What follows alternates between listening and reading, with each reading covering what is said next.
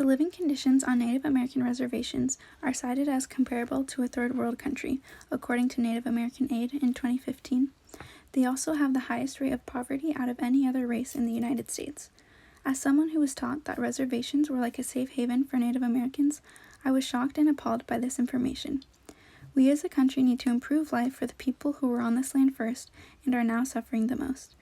3 issues facing Native Americans that you should care about are their unemployment rates, housing crisis, and lack of adequate health care. Here is a map of American Indian reservations in the U.S. The purple is federal American Indian reservations, and the turquoise is state American Indian reservations.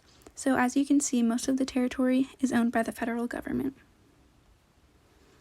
The employment rate on reservations is way lower than most places in the U.S. This is not because Native Americans are too lazy to work. There are just not enough job opportunities for them on reservations.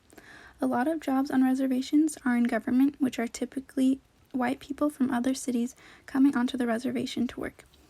Of the natives who do have jobs, many are underpaid and are still under the line of poverty.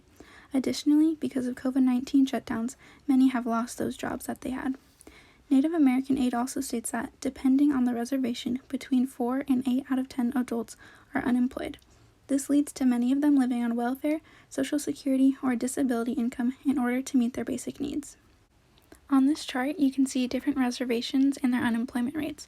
Pine Ridge is at 85%, Rosebud over 80%, Blackfeet 70%, Hopi 66%, San Carlos Apache 65%, North Dakota tribes 55%, Crow 50 to 60%, Navajo 50%, Northern Cheyenne 45%, and Zuni 20% unemployment rate.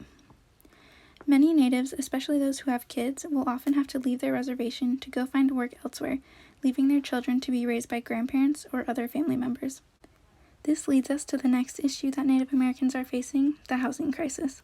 Because there are so many Native Americans who are unemployed and under the line of poverty, affordable housing on reservations is hard to come by. According to an article by Jennifer B.S. of Urban Wire, data shows that Native Americans experience worse housing conditions and a higher incidence of homelessness than the U.S. population overall. And on this chart, it says that almost 5% of King County's Native American and Alaska Native population is homeless, a rate far higher than that of any other racial or ethnic group. And here you can see on the chart that Native American is at 4.78% of the population being homeless. One reason this is an issue and is not being dealt with is because it is under the radar and has gone unreported. Although it is common for natives to be living on the street, most of the time it is a family of relatives who will go live with another family until they eventually get kicked out and moved on to the next home. This leads to multiple families living in one house, which is extremely overcrowded. It also means that there is often not enough resources to go around for everyone. These houses or apartments are also very outdated and lacking in supplies. Many on reservations go without electricity and/or other necessary utilities. This can mean a lack of running water, air conditioning, and much-needed heating, especially during the winter. There is a lack of much-needed food and resources due to poverty and inadequate housing, which causes many natives to get sick and have other health issues, which leads us to our next problem. Many Native Americans on reservations do not have access to adequate health care due to their rural location or because they cannot afford it. According to an article by Mary Smith of the American Bar Association, Native Americans die at higher rates than other Americans in many categories of preventable illness, including chronic liver disease, diabetes, and chronic lower respiratory diseases. This is because more than half of Native Americans on reservations rely on the Indian Health Service, which Congress consistently underfunds, causing aid to natives to be limited. This service also deals with immediacy needed cases first, which is why so many people with these preventable illnesses are unable to get help before it's too late. On this chart, you can see the percentage of U.S. adults 18 or older diagnosed with diabetes based on their racial and ethnic group. American Indian/Alaska Native is at 15.1%, Asian 8%, Hispanic 12.7%, Black 12.1%, and White 7.4%.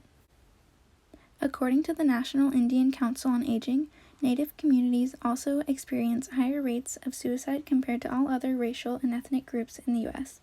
The issues discussed earlier, as well as cultural disconnection, discrimination, and pressure to assimilate, are all contributing factors to these higher rates of suicide. Now that I have given you some insight into the lives of Native Americans on reservations, I hope you see why you should care and that they need our help. It is our responsibility as a country and as individuals to improve life for Native Americans. They need more government funding to help with employment, better housing, and healthcare. I hope I have inspired you to learn even more about life for Native Americans. Some ways you can start to help are by talking about and raising awareness for Native American issues, volunteering on a reservation, and donating to organizations such as the Native American Rights Fund and Warrior Women Project. The Native American Rights Fund is the oldest and largest nonprofit legal organization that defends the rights of Native American people, tribes, and organizations. This nonprofit has successfully defended natives in hundreds of important cases involving Indian education, natural resource protection, treaty rights, and treaty sovereignty. They use existing laws and treaties to ensure that the U.S. government follows through with their legal obligations. The Warrior Women Project is also a great organization to donate to. As much of Native American history and traditions have tried to be erased, this is a place where Native women and activists can come to share their stories for future generations to enjoy and learn about their culture.